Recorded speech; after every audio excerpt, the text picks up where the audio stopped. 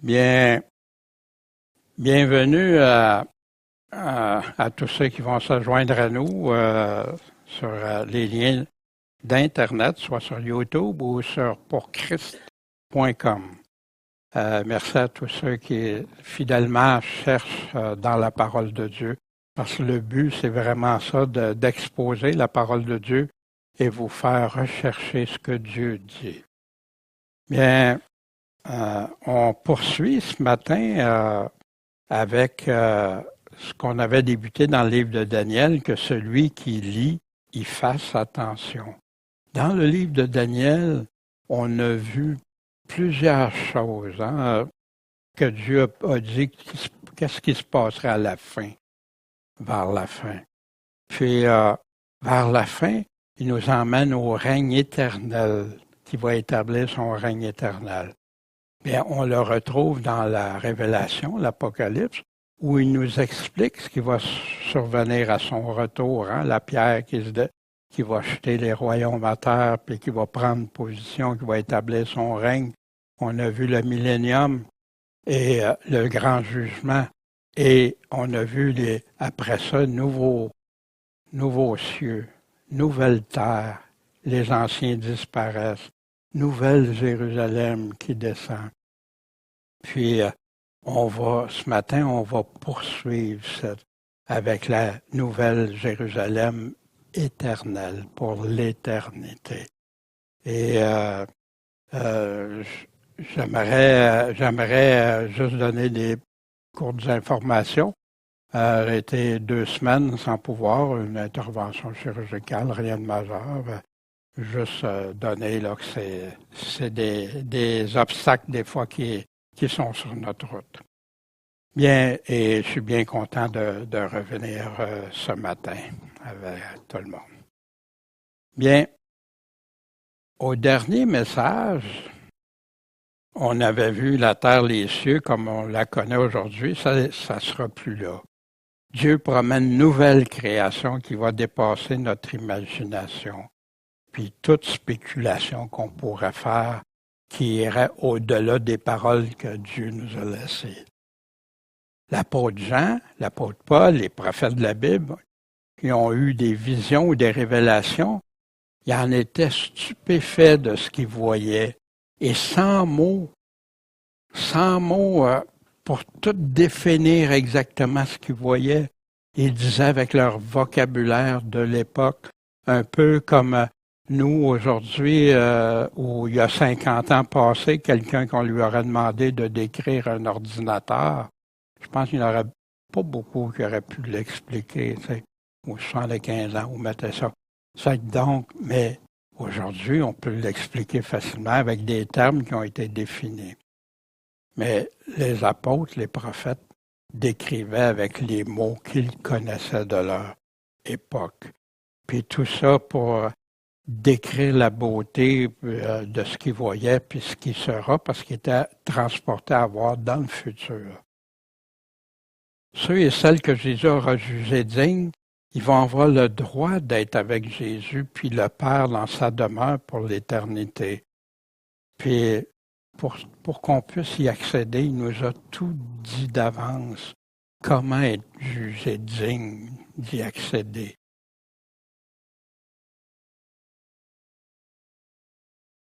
Puis, nous, qu'on ne doit pas se laisser séduire par des promesses humaines qui ont tendance souvent à diminuer ce que la parole de Dieu dit, mais laissons-nous plutôt conduire dans la vraie foi qui sauve, telle que Jésus nous l'a enseigné. Et car après tout, c'est lui qui va juger de tout, puis qui va avoir le dernier mot, puis qui va nous donner accès à cette nouvelle Jérusalem. C'est donc, on avait vu ces choses-là dans lesquelles on avait vu la sainteté préparée comme une nouvelle mariée ornée, qui descendait du ciel. On a vu que la ville était quadrangulaire, comme un cube de 12 000 stades de côté. Puis, on avait vu aussi en comparaison cette cité entre comment ça va être immense, cette nouvelle cité qui descend.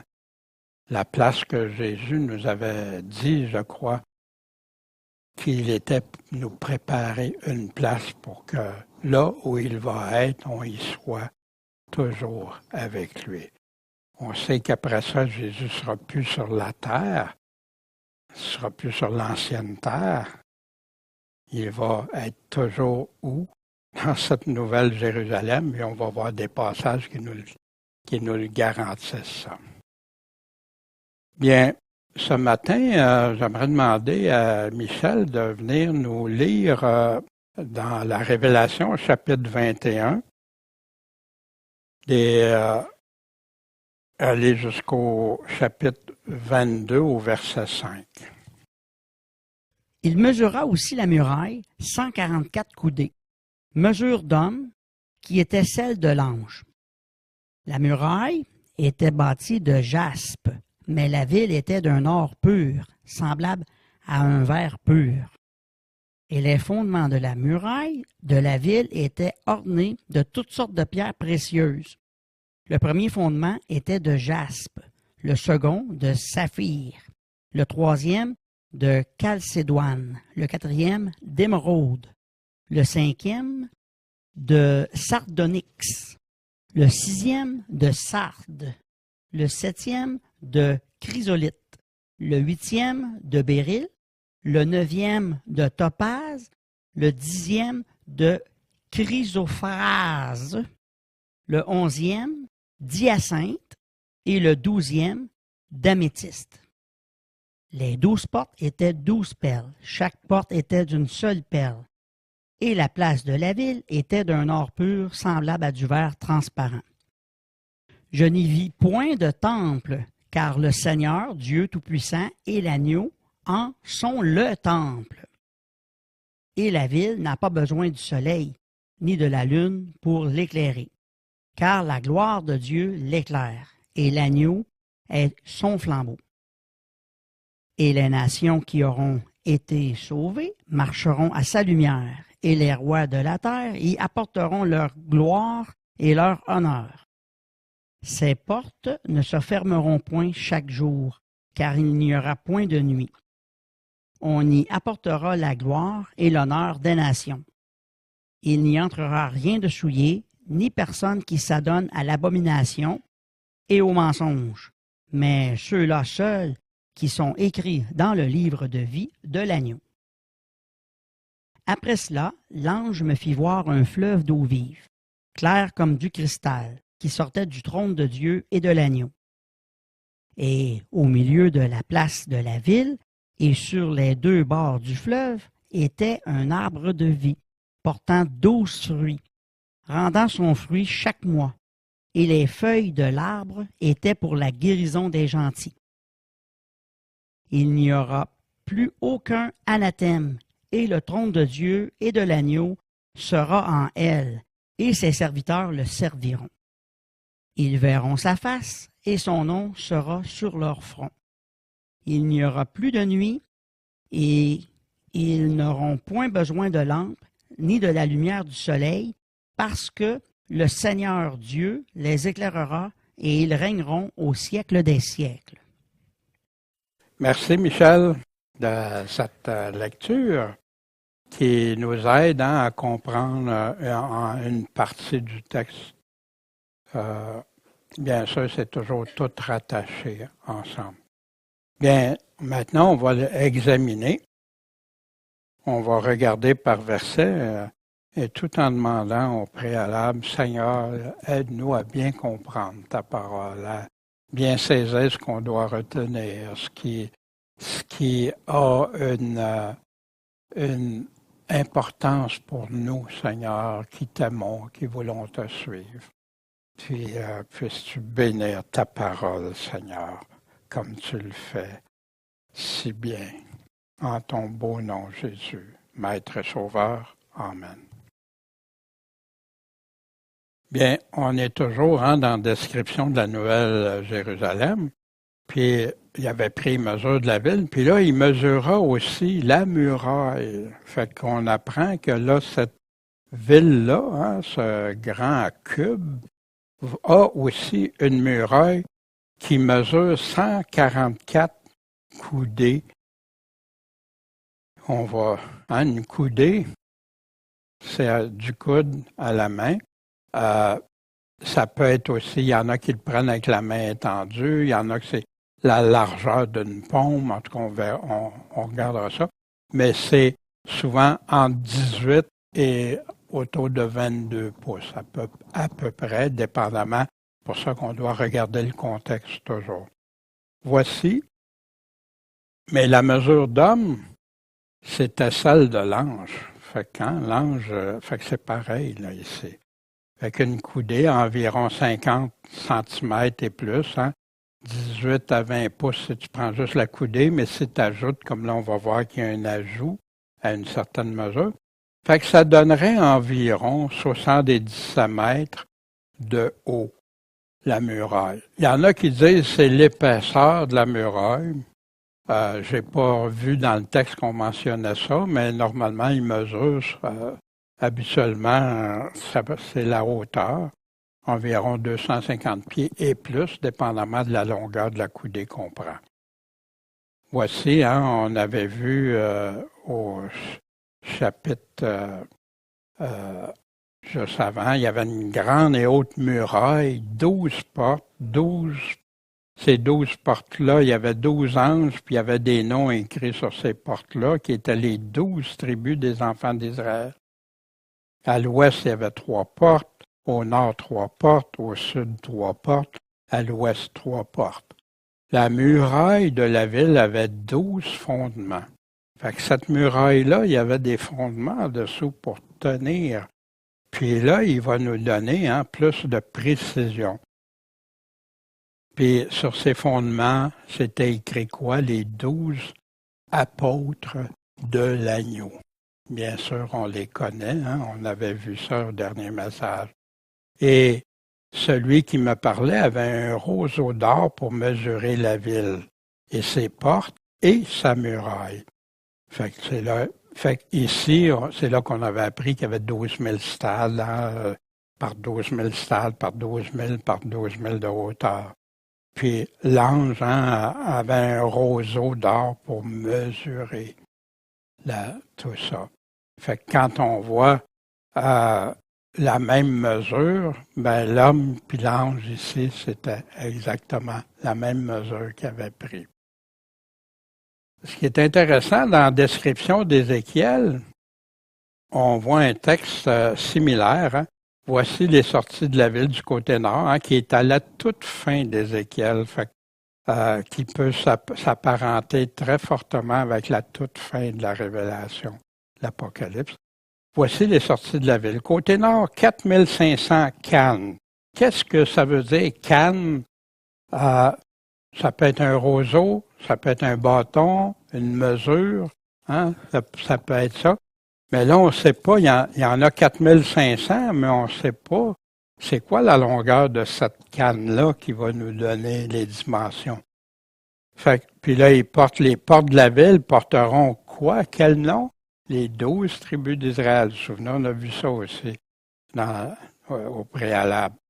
Côté nord, côté ouest, côté est, côté sud, 4500 mesures comme ça, par 4500, par 4500. Si tu fais le tour les 4 fois, hein, ça nous donne, le circuit va nous donner 18 000 cannes, hein, 4005 plus 4005 plus 4005. Puis ça. Puis, ce qui est intéressant, et depuis ce jour, le nom de la ville sera quoi? L'Éternel est ici. Fait au début, je pensais, Jésus, quand il va être sur la terre, tu sais, son règne de 1000 ans. Mais après ça, hein, l'Éternel est ici. Fait que là, avant de prendre le choix, c'est-tu Jésus ou on parle de Père éternel aussi, il est ici? Faut faire attention, on va te donner tout de suite une interprétation. Pour ma part, c'est clair aujourd'hui que ça parle de la même chose que la révélation à la toute fin. Et voici. Ces mesures-là, cette canne-là, la canne à mesurer, on la retrouve dans Ézéchiel au chapitre 40. C'est toujours important de retourner dans les mêmes livres au début, avant d'aller ailleurs pour trouver. Fait que dans Ézéchiel, au chapitre 40, verset 5, il nous la donne, c'est quoi la canne? La canne à mesurer, elle a 6 coudées, mais chaque coudée mesurant une palme de plus que la coudée usuelle. Fait que là, de là à là, mais ça peut être aussi plus la largeur, qui peut être 3 ou 4 pouces de plus. Fait que dans le fond, ça nous donne une mesure de 6 fois 20 quelques pouces. Puis ça, c'est la longueur de cette mesure-là.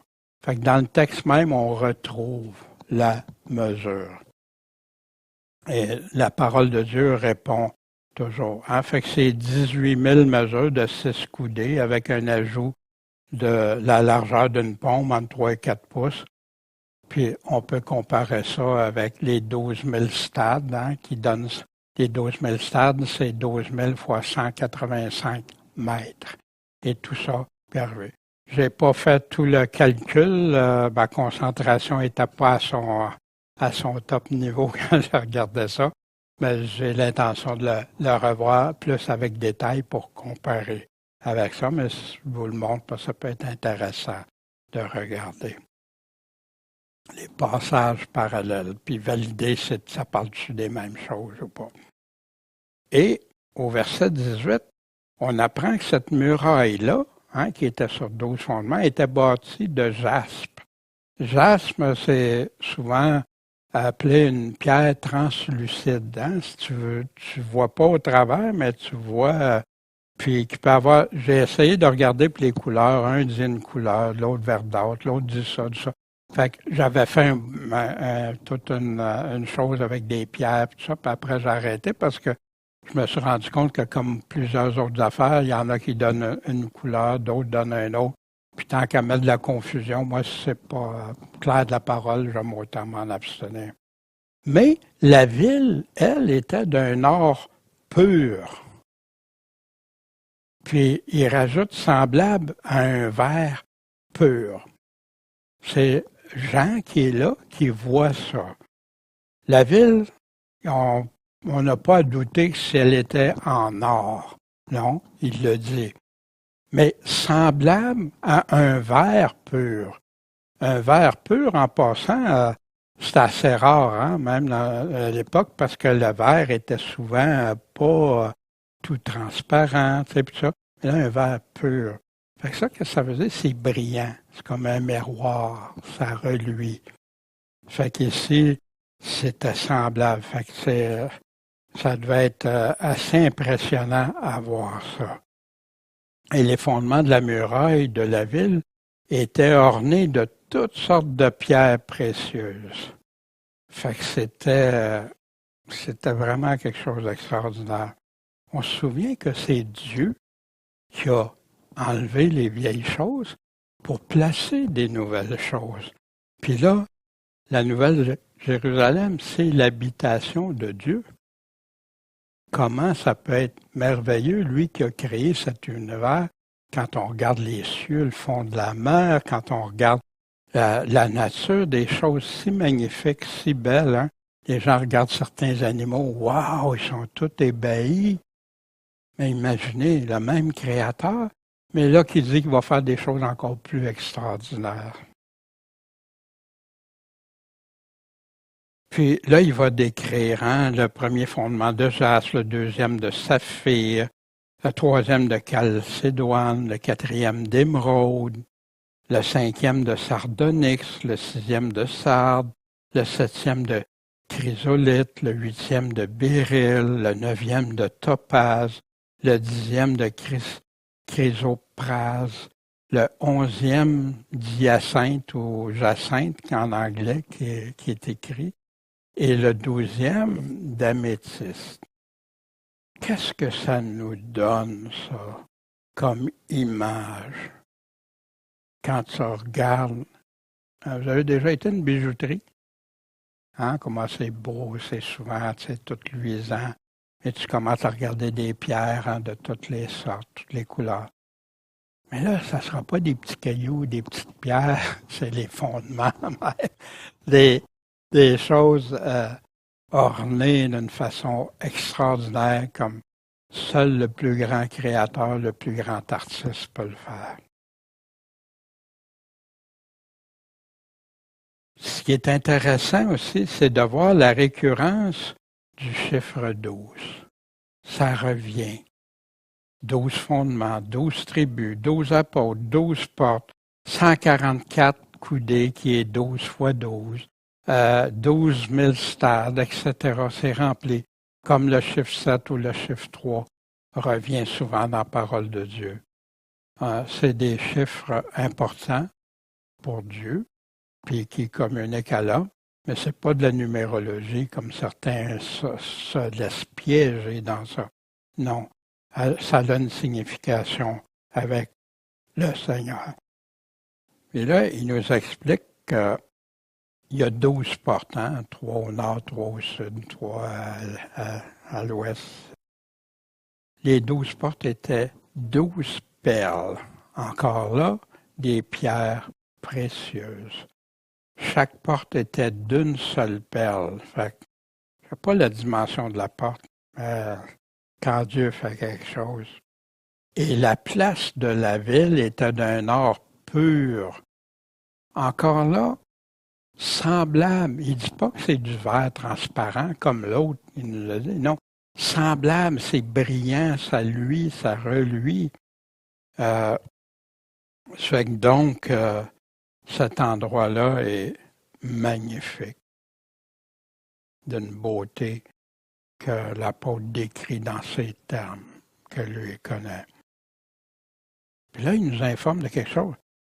J'y vois pas de temple. Il n'y a pas de temple. Pourtant, le temple, c'est quelque chose de bien important dans la Bible. Hein? On parle du temple et tout ça. Mais il nous dit pourquoi. Pourquoi? Parce que le Seigneur Dieu Tout-Puissant et l'agneau, c'est eux autres le temple. C'est eux autres. Pourquoi un temple de Dieu? Pourquoi il y avait ça? Ben, pour rencontrer Dieu. Hein? C'était la seule place autrefois qu'un prêtre, une fois par année, pouvait rentrer puis dans le Saint des Saints, puis parler à Dieu, offrir à Dieu pour des offrandes, quand les personnes allaient offrir. La petite veuve hein, qui allait donner dans le tronc une offrande avait plus que ce qu'elle avait besoin pour vivre, elle l'a donné à Dieu. Puis Jésus l'a bien noté. Hein. Obtenir miséricorde de Dieu, être protégé de Dieu, des prières, des louanges, tout ça. Le temple de Dieu représentait l'endroit où tu allais rencontrer Dieu. Et quel que soit. Ah, bien sûr, il y a eu les sacrifices et tout ça, mais on sait que maintenant, les sacrifices, c'est Jésus-Christ le sacrifice. Il y a eu plusieurs versions du temple. Le premier, ça a été dans le désert avec Moïse, hein, qui se déplaçait. Il y a eu le temple de Salomon, hein, qui a bâti quelque chose d'extraordinaire. Après ça, la reconstruction, Néhémie, Esdras, dans cette période-là, après la déportation de Daniel et tout ça avec Babylone, justement dans le livre de Daniel, il y a eu le temple qu'Hérode a fait construire. Il y a celui avant le retour qui est souvent appelé le troisième temple, mais le troisième, d'où ça vient, troisième, moi en tout cas si je regarde ça, j'en vois plus que deux là, à date. Puis on sait qu'elle s'asseoir dans le temple, on a vu ça, l'Antéchrist qu'elle s'asseoir dans le temple, se proclamer Dieu. Puis il y a celui dans Ézéchiel, au chapitre 41 et 42, qui décrit un temple que les mesures ont jamais été utilisées ou connues. C'est celui-là qui va faire le dernier temple avant le retour de Jésus ou c'est celui qui va être construit pendant le millénium? C'est ça. Mon c'est une affaire. Ça ne pourra pas être dans la Nouvelle Jérusalem. Pourquoi?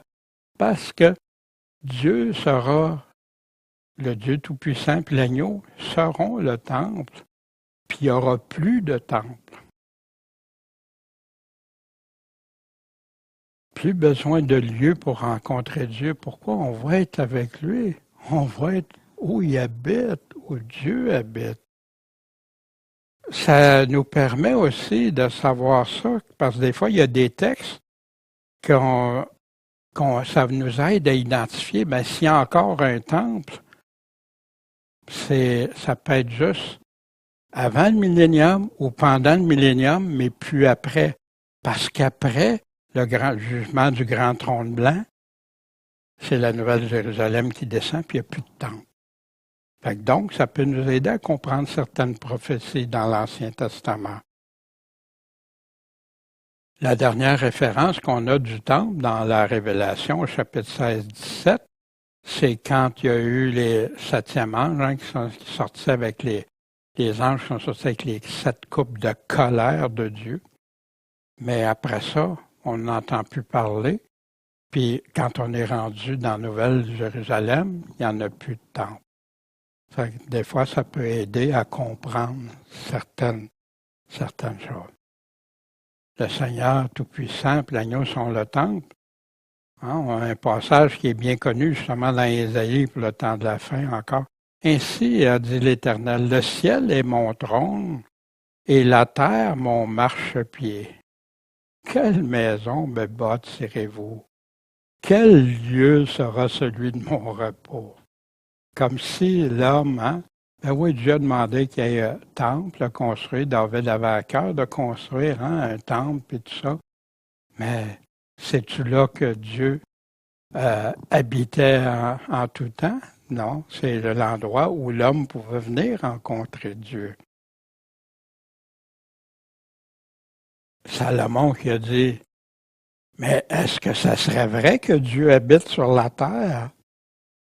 Voici les cieux même les cieux des cieux, il va dans tout l'univers ne peuvent te contenir.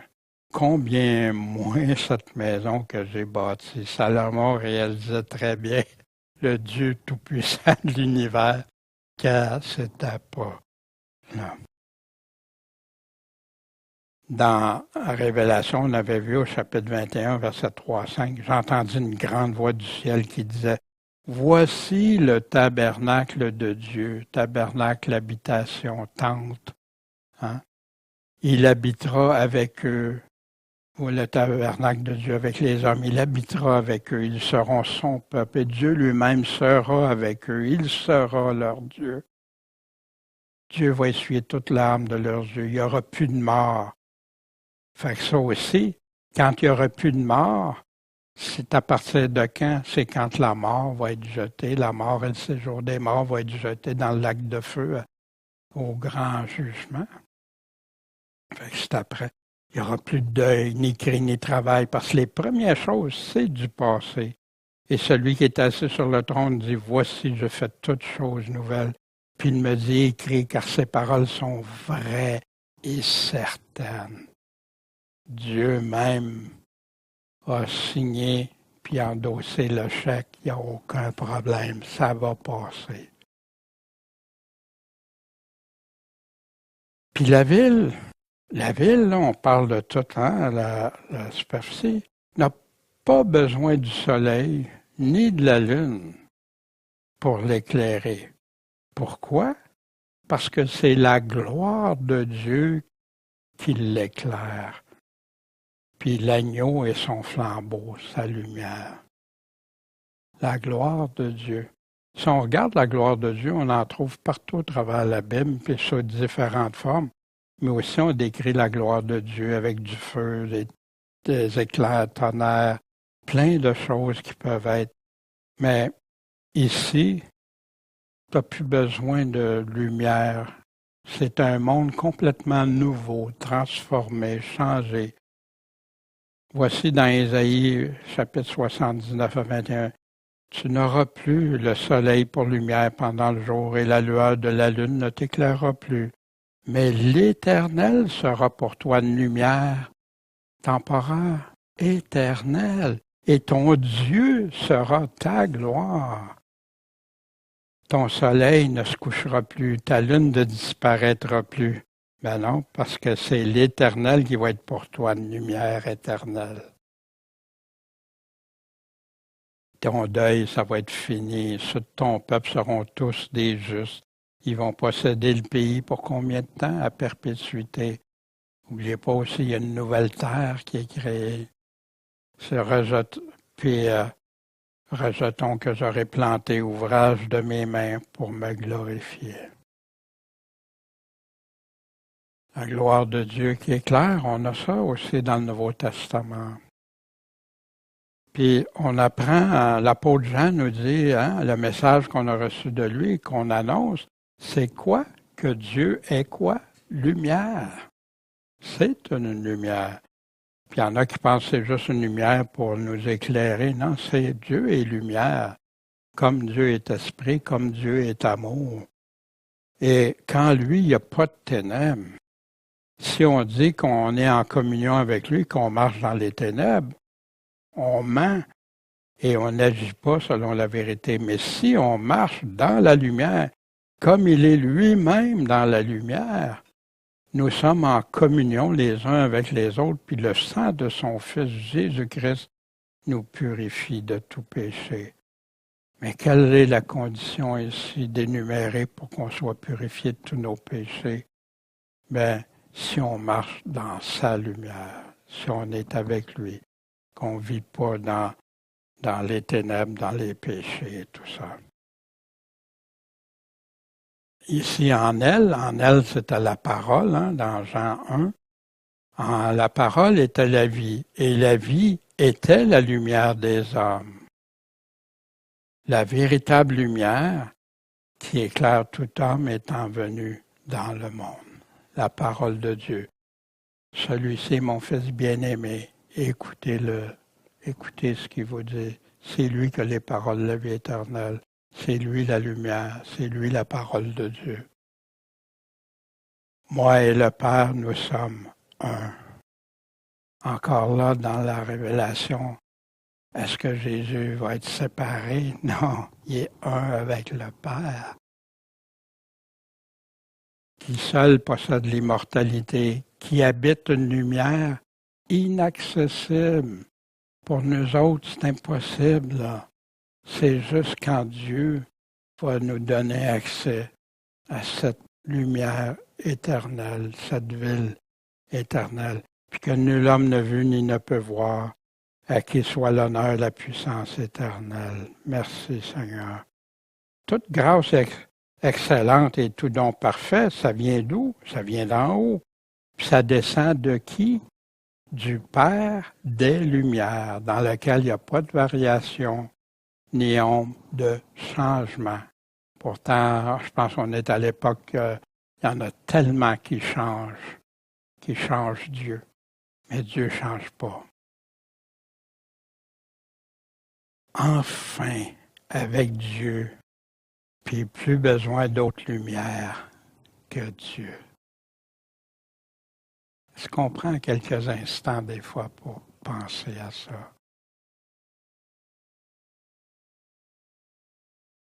Et les nations qui auront été sauvées, il y a toutes sortes de théologies par rapport à ça, les nations qui auront été sauvées.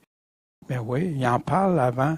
Ceux qui n'auront pas pris la marque de la bête, ceux après le millénium pendant le millénium se sont convertis, etc. Puis toutes les nations sauvées, pas les abominables, pas ceux sans Dieu, pas ceux qui font à leur tête, qui ont été méchants. Puis là, remarquez une chose, là, la mort n'existe plus rendue à cette étape-là. Le séjour des morts n'existe plus. Fait que qui vont pouvoir être là? Ben, c'est ceux qui auront été sauvés. Aucun des méchants, aucun des non-sauvés. Puis qu'est-ce qu'ils vont faire? Ils vont marcher à sa lumière. Puis nation, c'est gentil, nation, c'est synonyme. Puis souvent, moi, moi, je ne suis pas un Juif. Je ne suis pas un Israélite. Je suis un gentil. Je fais partie des nations auxquelles Jésus a envoyé ses apôtres prêcher. Que j'ai pu me convertir un jour parce que quelqu'un a amené le message, pour continuer d'amener le message. Puis, puis même les rois de la terre, de quelle terre encore on parle? L'ancienne terre? Mais non, toutes les nouvelles terres apporteront leur gloire et leur honneur à qui? À Dieu. Voici ce qu'Ésaïe 2. Il arrivera quand, au dernier jour, que la montagne de la maison de l'Éternel sera établie où? Au-dessus des montagnes. La nouvelle Jérusalem qui descend et s'élèvera par-dessus les collines, et toutes les nations vont y affluer. Mais quelles nations? Celles qui auront été sauvées. Dans le psaume 22, 27, tous les bouts de la terre s'en souviendront et reviendront à l'Éternel. Toutes les familles des nations se prosterneront devant ta face. L'Éternel est vivant, en vérité, en équité et en justice. Alors les nations seront bénies en lui et se glorifieront en lui.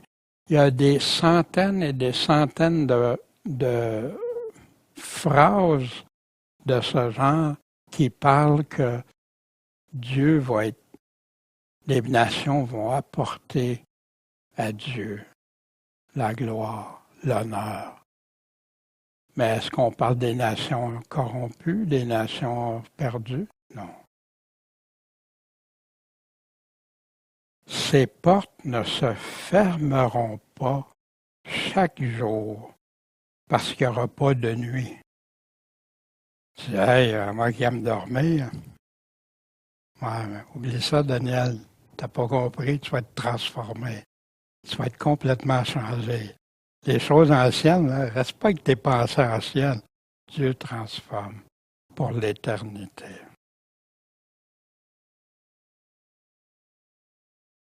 Et les nations marcheront à ta lumière, et les rois à la clarté de tes rayons. Tes portes aussi seront continuellement ouvertes. Elles ne seront fermées ni nuit ni jour, afin que les forces des nations te soient amenées et que leur roi y soit conduit. Et quant à ton peuple, ils seront tous justes. Ils posséderont éternellement quoi? La terre. Posséder quelle terre pendant l'éternité, sinon que la nouvelle terre?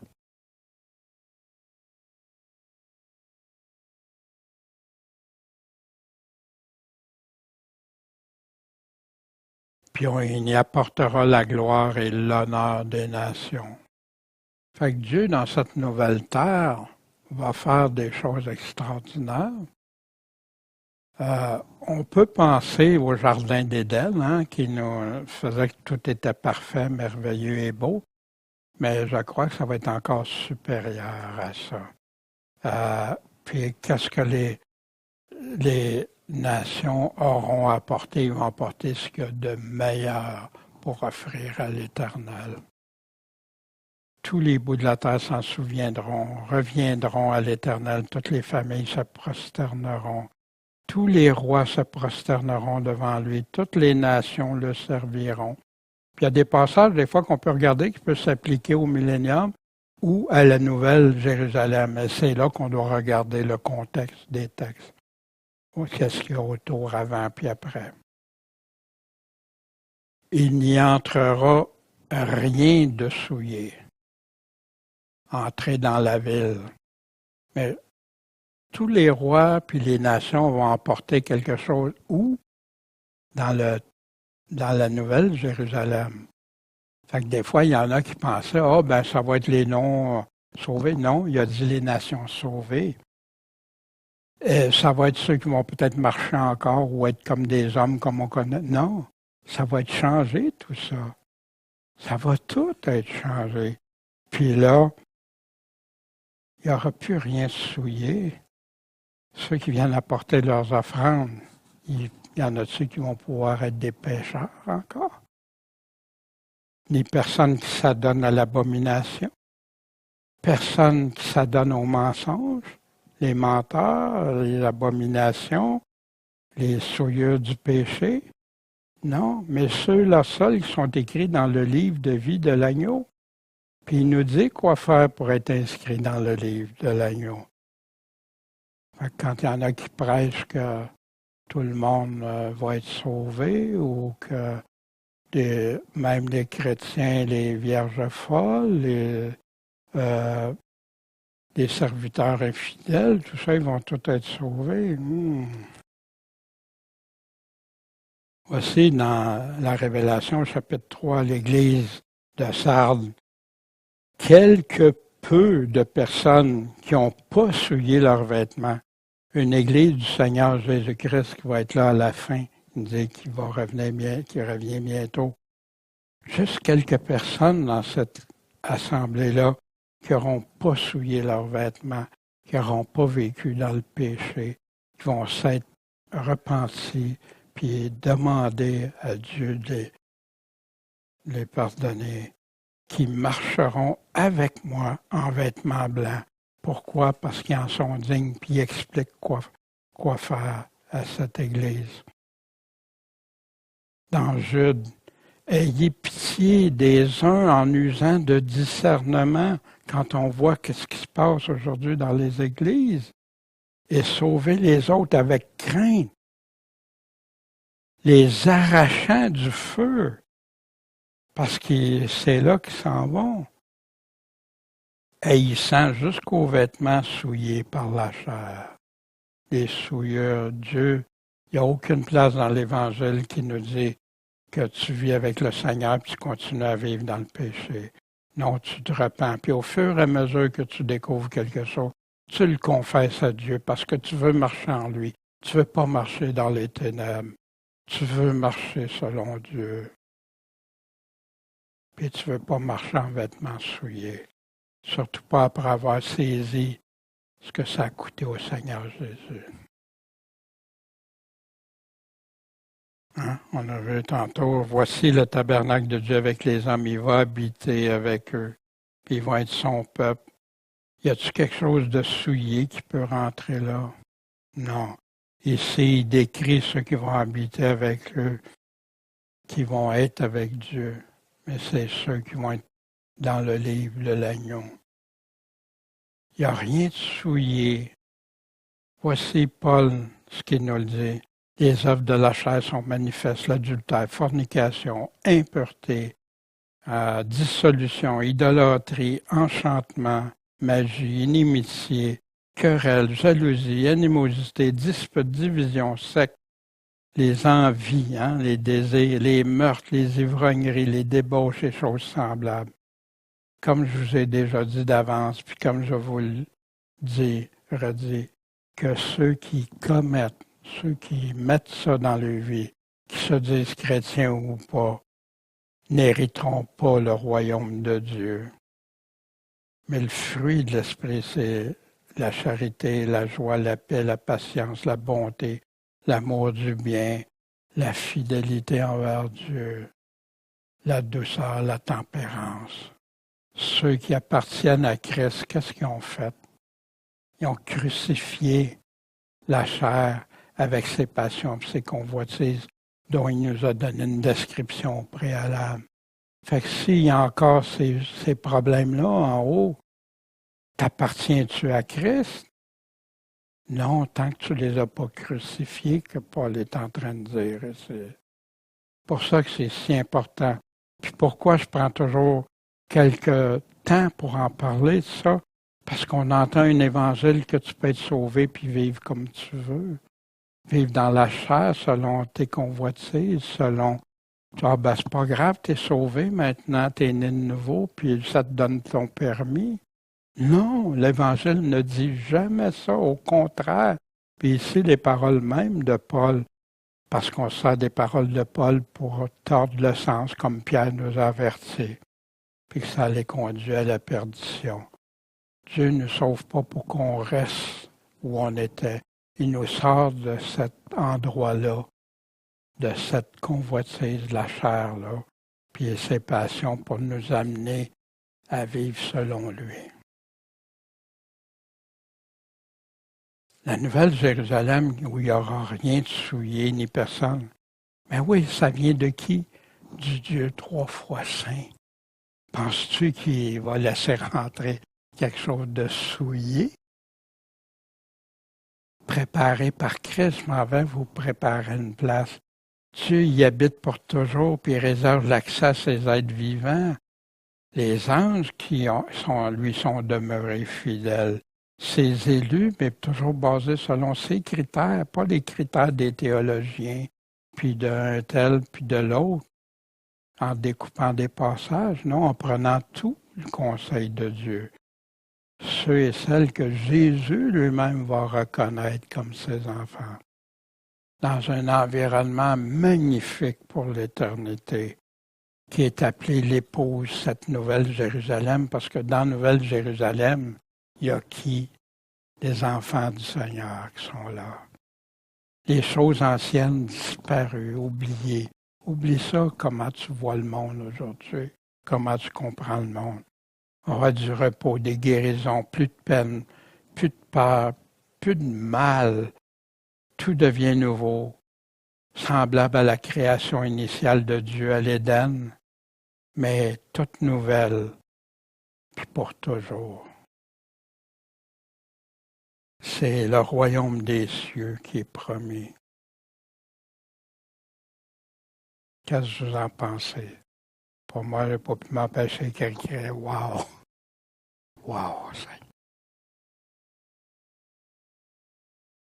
Et au chapitre 22, le verset 1, et après cela, après qu'il ait vu ça, l'ange me fit voir un fleuve d'eau vive, clair comme du cristal, qui sortait d'où? Du trône de Dieu et de l'agneau.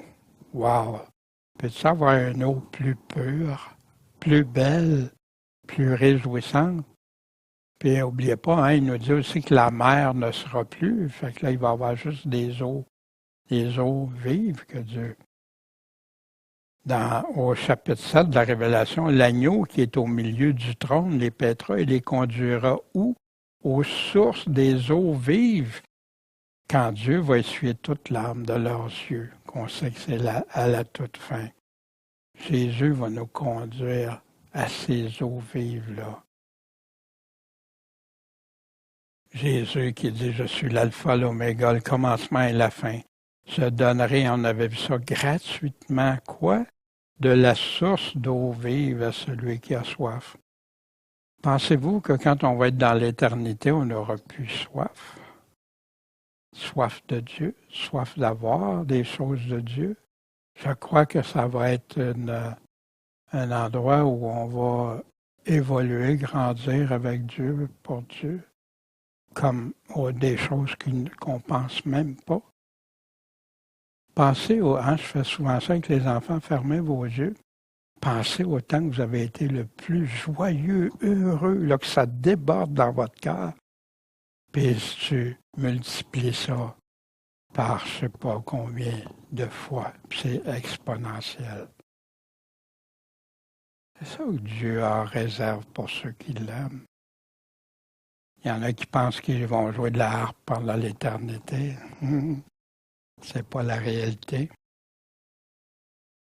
Il y en a qui vont jouer de la harpe, il y en a qui vont chanter, qui vont louer Dieu. On va louer Dieu en tout temps parce que partout où on va être quand Dieu est là. Wow! Merci Dieu, merci. Moi, si vous vous souvenez quand le Seigneur vient te chercher, tu te sauves, te sors, puis comment ton cœur est content, puis 30 ans, 40 ans après, merci Seigneur, ton cœur est joyeux, heureux.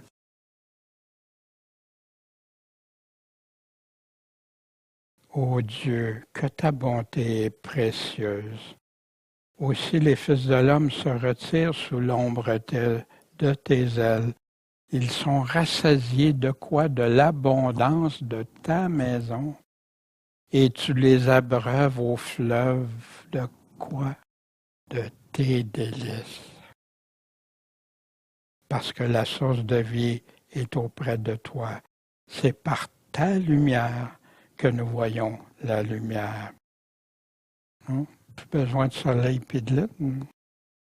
Continue ta faveur à ceux qui te connaissent et ta justice aux hommes droits de cœur. Psaume 36.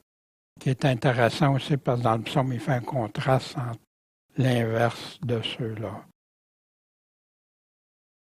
Et au milieu de la place de la ville, sur les deux bords du fleuve, était un arbre de vie, portant 12 fruits, rendant son fruit chaque mois, et les feuilles de l'arbre étaient pour la guérison de qui? Des gentils ou des nations. On a un passage similaire dans Ézéchiel. Et près de ce torrent, sur ses bords, des deux côtés croîtront des arbres fruitiers de toute espèce, dont le feuillage ne se flétrira pas et dont les fruits ne cesseront pas chaque mois. Encore l'aspect mensuel. Ils en produiront de nouveau parce que les eaux sortiront d'où? Du sanctuaire où Dieu est. Leur fruit sera bon à manger et leur feuillage servira de quoi? De remède, les feuilles. Fait qu'encore là, on a des passages parallèles pour appuyer ce qu'il y a dans. Puis c'est intéressant parce que l'Apocalypse, on a plus que les 2/3 qu'on peut retrouver partout au travers de la Bible dans l'Ancien Testament et certaines parties dans le Nouveau Testament. Elle est expliquée. Fait que ceux qui veulent chercher peuvent trouver. Mais ici, l'arbre de vie. Pourquoi l'arbre de vie? Retournons à la Genèse où on entend parler de l'arbre de vie. Et l'Éternel Dieu fit germer du sol toutes sortes d'arbres agréables à la vue, comme il nous parlait dans Ézéchiel, qui était pour avoir plusieurs arbres, tout ça, et bons à manger. Et l'arbre de vie au milieu du jardin. L'autre, c'est au milieu de la ville. Ici, c'est au milieu du jardin. Et l'arbre de la connaissance du bien et du mal, qui malheureusement, Ève et Adam ont tombé dans le piège. Ils sont laissés transporter par les mensonges du malin. Voici dans Genèse 3, chapitre suivant, « Voici l'homme est devenu comme l'un de nous pour la connaissance du bien et du mal. » Là, ils ont mangé de cet arbre-là, mais ils ne voulaient pas, ils voulaient les garder innocents, purs, parce qu'ils savaient que l'homme pouvait faillir. Non, comme quand tu as tes enfants, tu veux qu'ils soient, tu aimerais ça les conserver purs, sans qu'ils soient affectés par voir tout du mal partout, ou les inciter à choisir entre le bien et le mal, tu sais, puis tout ça. Fait qu'ici, maintenant, prenons garde que l'homme avance sa main et prenne aussi le deuxième arbre, l'arbre de vie, puis qu'il en mange, puis s'il réussit à en manger, qu'est-ce qui va arriver? Ne vive toujours. Intéressant, c'est la Bible qui nous dit ça.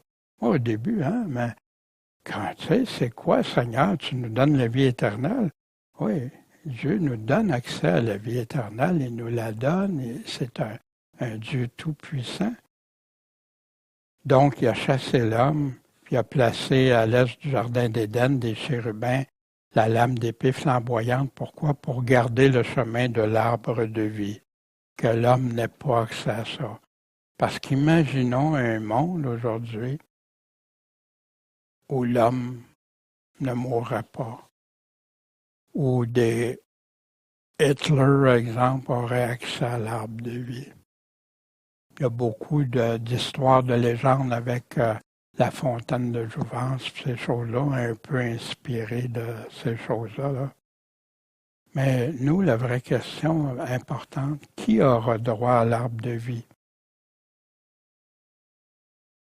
l'Église d'Éphèse, Jésus leur dit, je connais tes œuvres, ton travail, ta patience, tu peux pas endurer les méchants, tu as éprouvé ceux qui se disent apôtres puis ils ne sont pas, tu les as trouvés menteurs, tu as souffert, tu as eu de la persévérance, tu as travaillé pour mon nom, tu t'es pas découragé, mais j'ai contre toi que tu as abandonné quoi? Ton premier amour. C'est quoi notre premier amour, sinon d'aimer Dieu de tout notre cœur, notre âme, nos pensées, puis notre prochain. Souviens-toi donc d'où tu es tombé, déchu. Repens-toi, parce que si tu restes comme ça, tu es déchu. Et fais tes premières œuvres. Ta première œuvre, c'est d'aimer Dieu de tout ton cœur, ton âme, pensée. Si tu ne te repens pas, je vais venir à toi bientôt. Puis je vais enlever ton chandelier. Tu ne seras plus une église pour moi. Toutefois, tu as ceci, tu haïs les actions des Nicolaïtes que je hais aussi. Que celui qui a des oreilles écoute ce que l'Esprit dit aux églises. Puis ceux qui font ça, à celui qui vaincra, je lui donnerai quoi? À manger de l'arbre de vie qui est au milieu du paradis de Dieu, qui est au milieu de la nouvelle Jérusalem, l'endroit où Dieu habite. Pourquoi l'arbre de vie? Dieu connaît toutes les choses reliées à ça. Mais je sais que ici, c'est ça qui leur donne accès à cet arbre de vie-là, qui va les laisser rentrer dans cette nouvelle Jérusalem s'ils se repentent. Voici ce que Jésus dit. Heureux qui? Ceux qui observent les commandements, ces commandements de Jésus, afin d'avoir droit à l'arbre de vie et d'entrer par les portes dans la ville. Fait que cet arbre de vie-là est majeur, cet arbre de vie-là est situé au milieu de la nouvelle Jérusalem. Puis c'est majeur. Un chrétien dit, ben non, moi, l'arbre de vie, non. La nouvelle Jérusalem, non, moi, je vais être au ciel avec Jésus, mais ils n'ont pas compris que c'est là, c'est de ça que Jésus parlait. Puis il n'y aura plus aucun anathème. Il n'y aura plus personne maudit ou mis à part. Et le trône de Dieu et de l'agneau sera en elle, dans cette ville, et ses serviteurs le serviront. J'ai hâte, Seigneur, si tu m'accordes ce privilège de te servir. Moi, j'aimais ça quand je travaillais pour des bons employeurs. Puis pourtant, il y avait tous des torts ou des choses, comme moi-même j'en avais. Mais là, c'est pour le Dieu Tout-Puissant. On est-tu content quand on fait un ouvrage, c'est bien fait, c'est béni et tout ça, qu'on est heureux.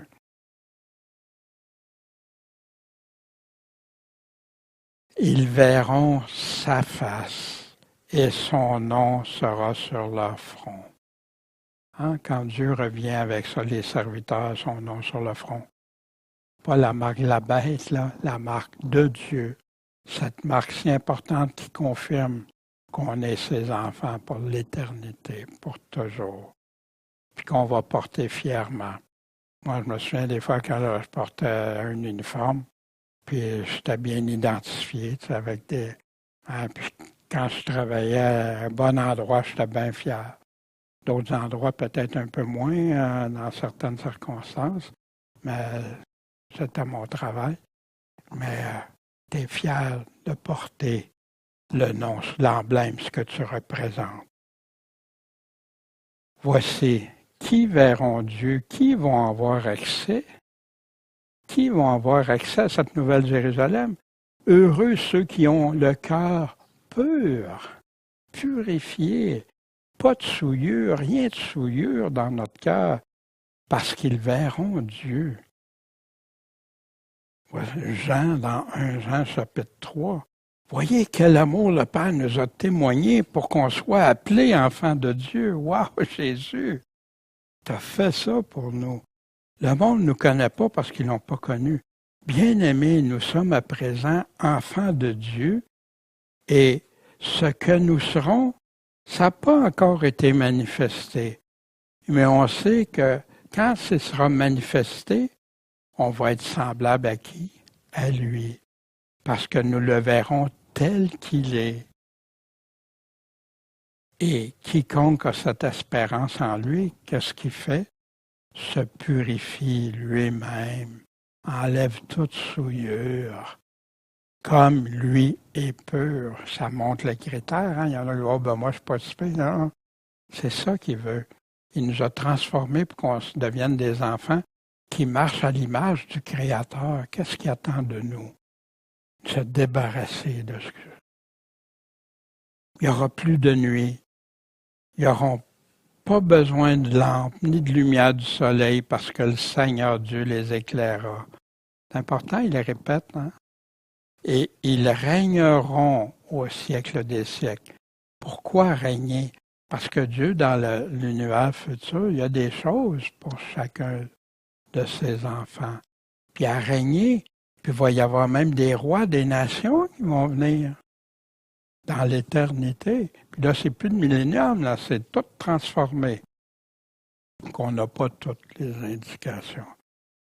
Puis, on se souvient, hein, ceux qui n'ont pas pris la marque de la bête, qui ont été décapités pour le témoignage de Jésus, la parole de Dieu, ceux qui ont réussi, ils vont monter sur des trônes, régner avec Jésus-Christ.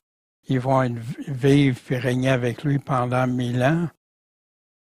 Mais ça va se poursuivre. C'est pour ça qu'il dit, ils vont régner quand? Au siècle des siècles. Autant ces premiers siècles-là, le millénium, que l'éternité, ça certifie que ça ne sera pas juste pour 1000 ans. Parce qu'il y en a qui pensaient, ouais, si on reste juste 1000 ans. Non, non. Après 1000 ans, ça continue. Dans cette nouvelle terre, Nouvelle Jérusalem. En conclusion, ce matin, le vocabulaire de l'homme, sa pensée limitée, permet pas actuellement de saisir et comprendre toute la magnificence de la promesse de Dieu, puis toute sa gloire. Puis les choses qu'on espère, on ne les voit pas, parce que si on les verrait, ça ne serait plus l'espérance qu'on attend de Dieu. Les vainqueurs vont être incroyablement, parce qu'il va y avoir juste les vainqueurs qui vont rentrer là, incroyablement éblouis et bénis d'être enfin avec leur Créateur qui les a tellement aimés. Puis ça va durer combien de temps? Toujours. L'éternité. Quel bonheur. Tout le reste, là, il n'y aura plus d'importance. Toutes les choses anciennes, c'est passé, ça ne reviendra même plus. Là où le mal n'existera plus. Ça vous écarte-tu? Vous écoutez les nouvelles, vous entendez toute la méchanceté, le mal fait à des femmes, à des enfants, à des frères, des sœurs qui souffrent le martyre juste parce qu'ils disent le nom de Jésus. Ça m'amène, moi, Daniel, où t'investis? Qu'est-ce que tu fais du peu de temps qui te reste ici? Là où personne ne pourra prendre ton trésor que tu as amassé. Amassé comment? Comme la terre? Non, amassé. Il nous dit comment? Quand tu as vécu et persévéré selon Dieu, puis que ce trésor-là que tu as où la rouille l'atteigne, rien ne peut l'atteindre, ben ça, c'est gardé par Dieu. Tu veux un coffre blindé, c'est bien plus qu'un coffre blindé. Parce que même les coffres blindés, il y en a qui réussissent, mais avec Dieu, c'est impossible. C'est gardé pour l'éternité. Une question. As-tu déjà vraiment, quand je dis vraiment, là, c'est réfléchir. Moi, ça m'a aidé en préparant ça, à réfléchir, puis réaliser l'importance capitale pour moi, puis ceux que j'aime. Cette espérance, ces promesses. Puis cette phrase qui me revient assez souvent, Le ciel et la terre vont disparaître, vont passer. Mais mes paroles, eux autres, passeront jamais. Cette nouvelle Jérusalem, c'est pas la vraie en passant, là, c'est juste une image symbolique qui nous fait réfléchir. Mais d'or pur, de toutes sortes de fondements, de pierres, de perles, de choses extraordinaires. Mais ça, c'est l'environnement. Mais ce qu'il y a de plus important, c'est d'être avec celui qui nous a aimés, celui qui a tout payé pour nous, qui était prêt à mourir, à se faire maltraiter par amour pour nous. Puis là, à tous ceux qui veulent le suivre, à être ses disciples, puis persévérer, vaincre, être des vainqueurs. Voici ce qu'il nous promet, lui, mais lui-même. Hein, c'est comme des fois, t'aimes-tu mieux le voyage ou un coup que tu as fini le voyage, d'être avec les personnes que tu aimes ou que tu voulais voir. T'sais? Il y en a qui pensent plus au voyage qu'aux personnes, mais nous, le but ultime, c'est d'être avec le plus grand créateur, l'artiste, qui a tant de bonté, tant à nous offrir. Puis Jésus l'a dit, hein, je vais vous partager ce que j'ai. Bon Père Céleste, merci. Merci pour ces belles promesses. Seigneur, s'il y a des frères et des sœurs qui écoutent, encourage-les à persévérer, Seigneur. Parce que l'espérance qu'on a en toi, elle est écrite dans ta parole. Elle est vraie, véritable, certaine. Puis tu nous demandes de se confier en toi et de te suivre. Et c'est ce qu'on veut faire de tout notre cœur.